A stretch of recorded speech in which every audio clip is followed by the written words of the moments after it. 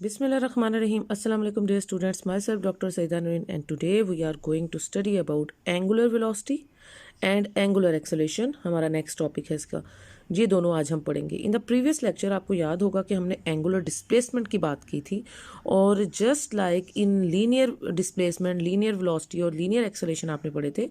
अब हम angular displacement, angular velocity और एंगुलर एक्सेलेरेशन की बात कर रहे हैं.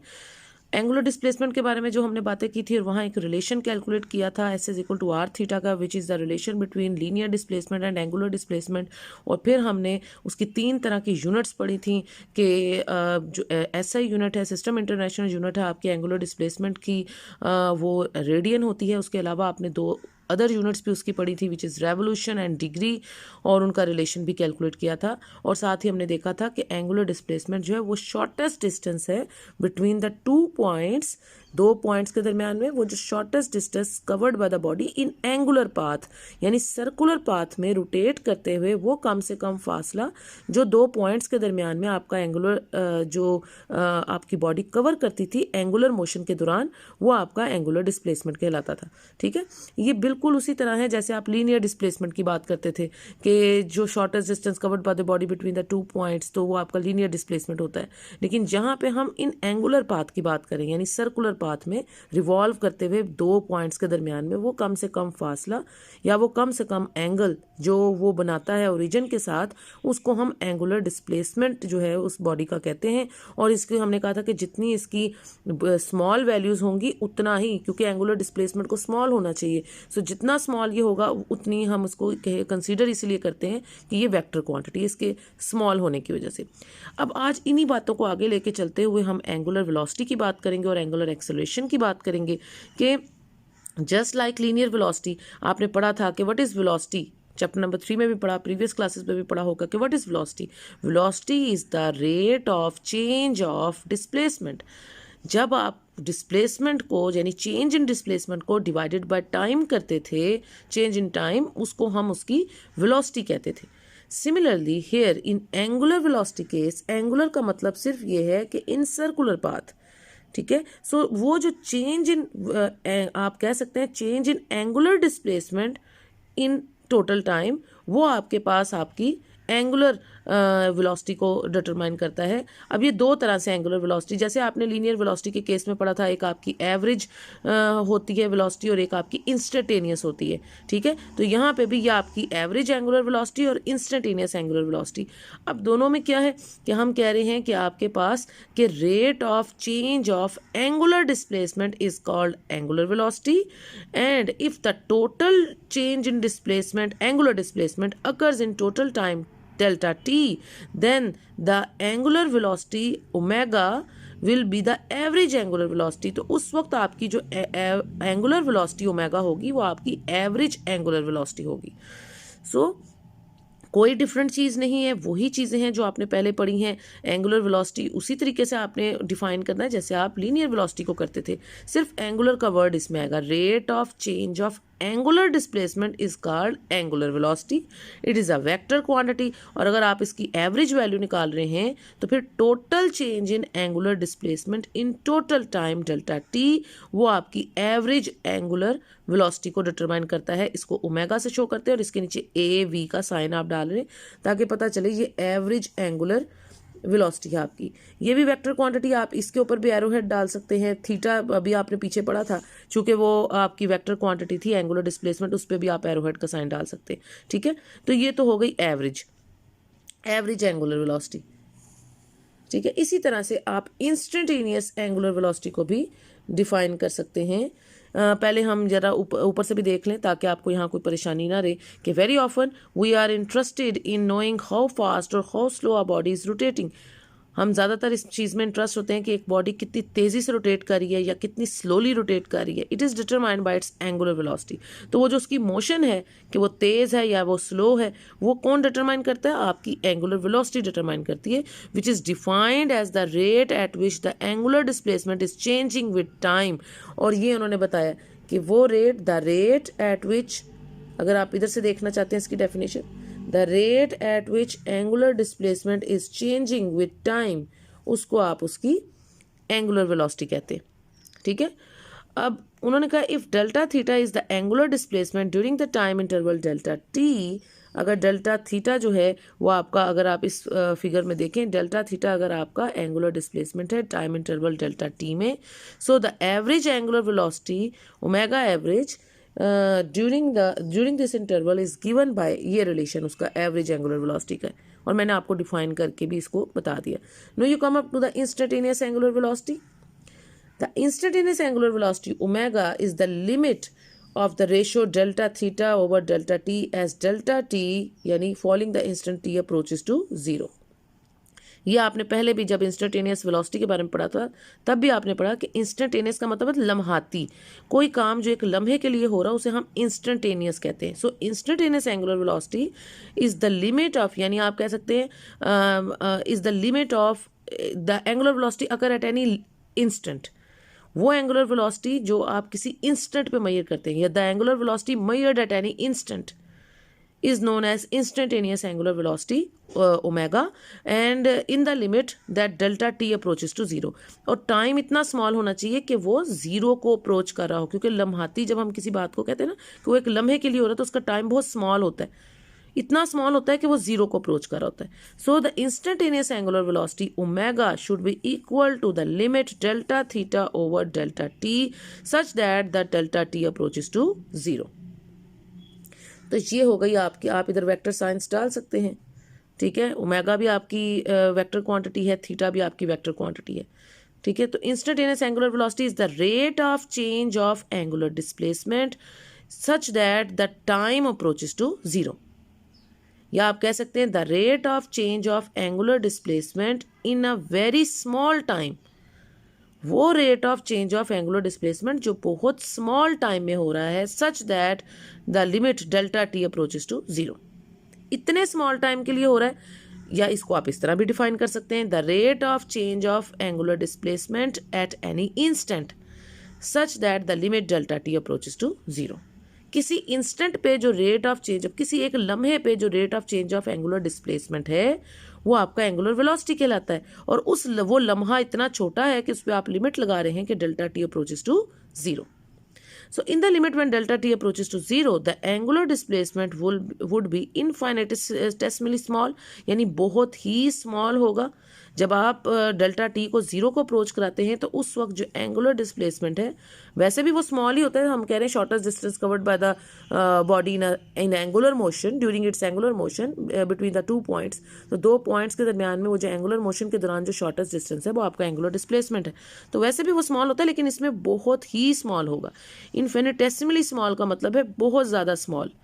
ठीक है, तो ये आप कह सकते हैं. So it would be a vector quantity, ये एक वेक्टर क्वांटिटी, क्योंकि स्मॉल आपने देखा था जब आप डेल्टा थीटा स्मॉल होगा तो वो वेक्टर क्वांटिटी होगा. एंड द एंगुलर वेलोसिटी जो है जो कि इसको डिफाइन कर रहा है वो भी फिर वेक्टर क्वांटिटी होगा as defined by this equation would also be a vector quantity. चूंकि डेल्टा थीटा आपकी वेक्टर क्वांटिटी है तो इसका मतलब है कि फिर आपकी एंगुलर वेलोसिटी भी वेक्टर क्वांटिटी है. सो इट्स डायरेक्शन, अब जब हम बात करते हैं कि ये वेक्टर क्वांटिटी है तो फिर इसकी डायरेक्शन किस तरफ होगी, क्योंकि वेक्टर क्वांटिटी वो होती है जो magnitude as well as the direction से स्पेसिफाई होती है. तो फिर उसकी डायरेक्शन क्या होगी, तो डायरेक्शन इसकी वही है, इन सब की एक ही डायरेक्शन है और वो है along the axis of rotation according to the right hand rule. Right hand rule ये कहता है कि if you grab by the right hand rule, इन्होंने बता दिया, अभी हमने पीछे भी डिफाइन किया था एंगुलर डिस्प्लेसमेंट के लिए कि if you grasp rotating body axis of rotation with your right hand of the rotating body, यानी एक बॉडी रोटेट कर रही है और आपने उसका एक्सिस ऑफ रोटेशन को ग्रैस्प कर लिया है, पकड़ लिया है with your right hand. So this thumb will represents the direction of the angular displacement और एंगुलर वेलोसिटी और एंगुलर एक्सेलरेशन. कोई भी रोटेटिंग बॉडी है तो थंब जो है वो उसकी, जो अगर वो वेक्टर क्वांटिटी है तो फिर जो थंब है वो उसकी डायरेक्शन को स्पेसिफाई करेगा and the 4 fingers will represents the magnitude of that vector quantity. ठीक है, तो ये है इसको आप बता सकते हैं। उसकी डायरेक्शन जो है वो along the axis of rotation होगी। और angular velocity is measured in radiance पर सेकेंड। जैसा कि आपने पीछे देखा था कि एंगुलर डिस्प्लेसमेंट जो था उसकी एसआई यूनिट यानी सिस्टम इंटरनेशनल यूनिट जो है वो रेडियन थी। तो फिर चूंकि ये delta theta over delta T के बराबर है तो फिर ये रेडियन पर सेकेंड होगी, क्योंकि टाइम की यूनिट सेकेंड होती है। सो इसकी सिस्टम इंटरनेशनल यूनिट जो है वो रेडियंस पर सेकेंड होगी, which is the SI unit. Sometimes it is also given in terms of revolution पर मिनट। आपको डाटा में जब आप न्यूमेरिकल प्रॉब्लम्स करेंगे तो बहुत जगह इसको आप रेवोल्यूशन पर मिनट में आपको दिया जाएगा, तो आप उस रेवोल्यूशन पर मिनट को जो है वो रेडियन पर सेकंड में पहले खुद कन्वर्ट करेंगे, सिस्टम इंटरनेशनल यूनिट में उसको कन्वर्ट करते हैं ना, और फिर आगे से उसकी कैलकुलेशन करेंगे। ठीक है, तो रेवोल्यूशन पर मिनट भी इसकी अदर यूनिट है। उसके बाद आ जाए एंगुलर एक्सेलरेशन। इसी से रिलेटेड है, बिल्कुल इसी तरह जैसे हमने पीछे बात की कि rate of change of angular velocity, अब हम कहेंगे कि rate of change of angular velocity is known as angular acceleration. हम बिल्कुल उसी तरीके से इसको डिफाइन कर रहे हैं जैसे हमने चैप्टर 3 में लीनियर वेलोसिटी और लीनियर एक्सेलरेशन के लिए बातें की थी। तो लीनियर एक्सेलरेशन क्या होता था? Rate of change of velocity is known as acceleration. इसी तरह एंगुलर एक्सेलरेशन का मतलब है rate of change of angular velocity is called angular acceleration. ठीक है, अब इस तरह से अब आपने इसको अगर डिफाइन करना है और इसी तरह इसकी भी एवरेज वैल्यू निकालनी है और इंस्टेंटेनियस वैल्यू निकालनी है, जैसे आपने वेलोसिटी के केस में देखा। So when we switch on an electric fan, इसकी एग्जांपल वो आपको दे रहे हैं कि जब आप स्विच ऑन करते हैं किसी इलेक्ट्रिक फैन को, पंखे को ऑन करते हैं, तो we notice that its angular velocity goes on increasing. आपने देखा कि जब आप जैसे ही उसको ऑन करते हैं तो शुरू में उसकी वेलोसिटी कम होती है और आस्ता आस्ता उसकी वेलोसिटी जो है वो इंक्रीज होने लग जाती है। इसी तरह जब आप उसे स्विच ऑफ भी करते हैं तो उस वक्त उसकी वेलोसिटी डिक्रीज होती है, वो डिसेलरेशन का प्रोसेस है। इंक्रीजिंग वेलोसिटी जो है वो एक्सेलरेशन प्रोड्यूस करती है। So we notice that its angular velocity goes on increasing, और वो पंखा घूम रहा है और उसकी एंगुलर वेलोसिटी जो है वो इंक्रीज होती जा रही है। We see that it has an angular acceleration. तो आपको पता है जब वेलोसिटी कांस्टेंट नहीं होती बल्कि इंक्रीज हो रही है तो उस वक्त उसके पास जो प्रोड्यूस होगी न्यू टर्म वो उसकी एंगुलर एक्सेलरेशन होगी। We define angular acceleration as, यहाँ से आप इसको यहाँ से भी डिफाइन कर सकते हैं एंगुलर एक्सेलरेशन को, यहाँ से द रेट, ये इसकी डेफिनेशन इन्होंने लिख दी है, the rate of change of angular velocity. बिल्कुल सिंपल सी जैसे मैंने आपको बताई है, rate of change of angular velocity उसको आप एंगुलर एक्सेलरेशन कहते हैं। ठीक है, so if omega A is the initial angular velocity and omega F is the final angular velocity are the values of instantaneous velocity of a rotating body. यानी किसी भी instant पे आपने उसकी दो वेलोसिटीज कंसीडर कर ली, एक उसकी इनिशियल एंगुलर वेलोसिटी ले ली, एक उसकी फाइनल एंगुलर वेलोसिटी ले ली, तो वो instantaneous velocity of the rotating body का हिस्सा है। At any instant T I और टी एफ आप उसके फाइनल इनिशियल टाइम और फाइनल टाइम ले सकते हैं। तो उस केस में वो जो एवरेज एंगुलर एक्सेलरेशन है during the interval T F minus T I यानी final time minus initial time, इस इंटरवल के दौरान आपके पास जो एवरेज एंगुलर एक्सेलरेशन है वो क्या होगा? So average angular acceleration is the total change in angular velocity in total time delta T. और आपको पता है ये जो डेल्टा ओमेगा है ये शो करता है final omega minus initial omega. Delta T का मतलब final time minus initial time, क्योंकि डेल्टा जो होता है ये चेंज को शो करता है, स्मॉल चेंज। और चेंज किसके बराबर होता है? हमेशा उसकी फाइनल माइनस उस टर्म की इनिशियल वैल्यू। अगर डेल्टा ओमेगा है तो इसकी final value omega F minus उसकी इनिशियल वैल्यू ओमेगा आई। ये सारी वेक्टर क्वांटिटीज हैं, आप इधर वेक्टर क्वांटिटीज के ऊपर एरोहेड के साइंस जो है वो डाल सकते हैं। ये अल्फा का नया साइन है, अल्फा रिप्रेजेंट कर रहा है, नीचे ए वी लिखा हुआ है, A V means average. Alpha is the symbol which is use to represents the angular acceleration. Angular acceleration को रिप्रेजेंट करने के लिए अल्फा का सिंबल इस्तेमाल किया गया है। ओमेगा किसको रिप्रेजेंट कर रहा है? Omega is representing the angular velocity. ठीक है, and T is the time. ये अब आपने एवरेज को शो किया इस रिलेशन से। अब आ जाए इंस्टेंटेनियस। जैसे कि मैंने पीछे बताया कि इंस्टेंटेनियस का मतलब होता है लम्हाती, एट एनी इंस्टेंट। तो you can say that angular acceleration at any instant, वो उसकी इंस्टेंटेनियस एंगुलर एक्सेलरेशन होगी। या आप ऐसे भी कह सकते हैं कि the rate of change of angular velocity at any instant such that the time delta T approaches to zero in the limit of, जैसे ये बता रहे हैं, the ratio delta omega over delta T as delta T approaches to zero. तो आप इसको ऐसे भी डिफाइन कर सकते हैं कि rate of change of angular velocity at any instant such that the time delta T approaches to zero. ठीक है, इन द लिमिट के टाइम जो है वो delta T approaches to zero. वो एट एनी इंस्टेंट का मतलब ही होता है कि उस इंस्टेंट का टाइम इतना स्मॉल है कि वो जीरो को अप्रोच कर रहा है।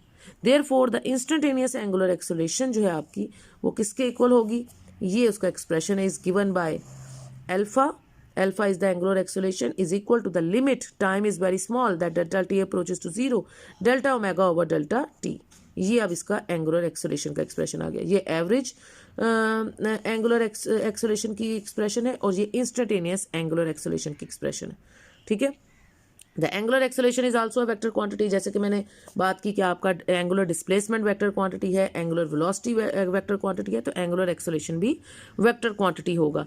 हुज मैग्नीट्यूड इज गिवन, आप उसकी मैग्नीट्यूड कैलकुलेट कर सकते हैं। अच्छा, उन्होंने इसको मैग्नीट्यूड फॉर्म में लिया था, स्केलर फॉर्म में लिया था। हम इसको अगर वेक्टर एरोहेड्स के साइन डाल रहे हैं क्योंकि ये वेक्टर क्वांटिटीज हैं, तो हम इसको वेक्टर साइंस के साथ लिख सकते हैं और इसका मैग्नीट्यूड भी निकाल सकते हैं इस एक्सप्रेशन से, और उसकी डायरेक्शन भी कैलकुलेट कर सकते हैं along the axis of rotation according to the right hand rule. क्योंकि मैंने आपको बताया कि आप किसी भी वेक्टर क्वांटिटी की जब आप डायरेक्शन कैलकुलेट करते हैं, इन्होंने यहाँ पे सिर्फ स्केलर फॉर्म में एक्सप्रेशन लिखी थी, लेकिन चूंकि ये वेक्टर क्वांटिटीज हैं तो बेहतर है कि आप इसको वेक्टर फॉर्म में लिखें, ऊपर एरोहेड्स डालें जहां जहां वेक्टर क्वांटिटीज हैं। ठीक है, तो हमने इसलिए एरोहेड्स डाले। आप इस एक्सप्रेशन से कोई भी वेक्टर क्वांटिटी आप उसकी मैग्नीट्यूड भी निकाल सकते हैं, साथ उसकी direction according to the right hand rule. मैंने आपको कहा कोई भी रोटेटिंग ऑब्जेक्ट है उन सब की एक ही डायरेक्शन है। अगर वो वेक्टर क्वांटिटी है तो उसकी एक ही डायरेक्शन है, और वो एक डायरेक्शन क्या है, along the axis of rotation, वो एक्सिस जिसके अबाउट आपकी बॉडी रिवॉल्व कर रही है। अगर ये सीधा फिक्स पॉइंट से एक लाइन गुजर रही है कि आपका एक्सिस ऑफ रोटेशन है, इसके अबाउट सारी रोटेशन हो रही है, तो ये आपका एक्सिस ऑफ रोटेशन है। और इसको जब आप ग्रैस्प करते हैं अपने राइट हैंड से, तो thumb will represents your direction of that vector quantity, rotating vector quantity. Her vector quantity कौन सी, जो रोटेट कर रही है, तो उस रोटेटिंग वेक्टर क्वांटिटी की जो आपकी जो थंब है वो उसकी डायरेक्शन को स्पेसिफाई करेगा along the axis of rotation, and the four fingers will represents its magnitude. ठीक है, अब यहाँ से इसको अब आप इसकी SI unit, system international unit, radian per second square, ये लिख सकते हैं कि इसको आप एक्सप्रेस करते हैं ज़्यादातर इसकी सिस्टम इंटरनेशनल यूनिट है रेडियन पर सेकंड से। Radian is the radian per second, आपको पता है ना कि ये यूनिट होती थी आपकी ओमेगा की। अभी आपने ऊपर पढ़ा कि ओमेगा की जो है यानी एंगुलर वेलोसिटी की जो सिस्टम इंटरनेशनल यूनिट है वो रेडियंस पर सेकंड है, और डिवाइडेड बाय टाइम आप उसको मजीद करें, so this is radian per second square, इसकी ये सिस्टम इंटरनेशनल यूनिट होगी। Till now we have been considering the motion of the particle P on the circular path. ये देखें, हम इसको सर्कुलर पाथ में कंसीडर कर रहे हैं पॉइंट पी को। The point P was fixed at the end of the rotating massless rigid rod, और ये देखें इस एंड से अभी तक हम वही रोटेटिंग ऑब्जेक्ट पी कंसीडर कर रहे हैं, और ये इस एंड से पिवट पॉइंट से, फिक्स्ड पॉइंट से, ओरिजिन से फिक्स है, और सेकेंड पॉइंट उसका फ्री टू रोटेट है। सेकेंड पॉइंट पी से आप उसको रोटेट कर रहे हैं। Now we can consider the rotation of the rigid body, जी आप इसकी रोटेशन को कंसीडर कर सकते हैं। Imagine a point P on the rigid body line OP is the perpendicular dropped from the P on the axis of rotation। ये OP जो है ये इसके radius of the circular path को शो कर रहा है जो कि लेंथ ऑफ द रॉड के इक्वल है। So it is usually referred as the reference line, और इसको आप ज़्यादातर रेफरेंस लाइन के तौर पे कंसीडर करते हैं इस OP लाइन को, which is equal to the radius. तो आप इसे रेफरेंस लाइन कंसीडर करते हैं। एज द बॉडी रोटेट्स, जैसे जैसे बॉडी जो है वो रोटेट करता है, लाइन OP आल्सो रोटेट, तो ये OP की लाइन रोटेट करती है, लेकिन इसकी वैल्यू चेंज नहीं होती क्योंकि रेडियस आपको पता है सर्कुलर पाथ का हर जगह एक जैसा रहता है विद इन अ सर्कल। एक सर्कल के अंदर रेडियस की वैल्यू कांस्टेंट रहती है। ठीक है, with the same angular velocity and angular acceleration, और उसकी वही एंगुलर वेलोसिटी और एंगुलर एक्सेलरेशन आप इसके कैलकुलेट कर सकते हैं। Thus the rotation of the rigid body can be described by the rotation of the reference line OP, and all the terms that we define with the help of rotating line OP are also valid for the rotational motion of the rigid body. ठीक है, तो ये तमाम ये जो हमने define किए ऊपर terms, angular displacement, angular velocity, angular acceleration, ये तमाम इस रोटेटिंग बॉडी के लिए एप्लीकेबल है। ठीक है, in future while dealing with rotation of a rigid body we will replace it by its reference line OP। तो हम बाद में इसको इसकी रेफरेंस लाइन, यानी हम जस्ट एक लाइन, अभी हम रिजिड बॉडी कंसीडर कर रहे हैं ना जो फिक्स है एक एंड से, और सेकंड एंड से हम उसको रोटेट करा रहे हैं, बाद में हम इसको एक रेफरेंस लाइन OP से बस शो करेंगे इन फ्यूचर केस। ठीक है, तो आई होप स्टूडेंट्स हमने जितनी बातें आज की हैं दैट्स इनफ फॉर टुडे, और आपने इसको अच्छे से लर्न कर लिया होगा, अंडरस्टैंड कर लिया होगा, क्योंकि अंडरस्टैंडिंग बहुत ज़रूरी है लर्निंग के लिए. So first you have to understand the things and then develop the learning from it. और अगर कोई फिर भी कोई मसला हो, आपको कोई बात समझ ना आ रही हो, तो यू कैन कमेंट में इन द कमेंट सेक्शन. अगर आपको लेक्चर अच्छा लगे तो you can give me a thumbs up, और आप लाइक आइकन को भी प्रेस कर सकते हैं. अंटिल द नेक्स्ट लेक्चर अपना बहुत सा ख्याल रखें, दुआ में याद रखें.